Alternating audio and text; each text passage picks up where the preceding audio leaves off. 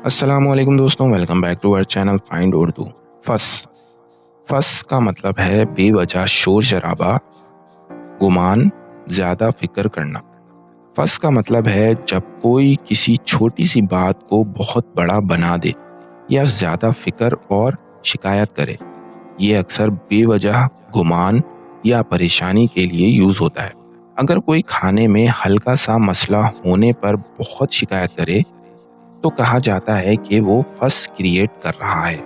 ये बेवजह नाराजगी या घबराहट को बयान करता है।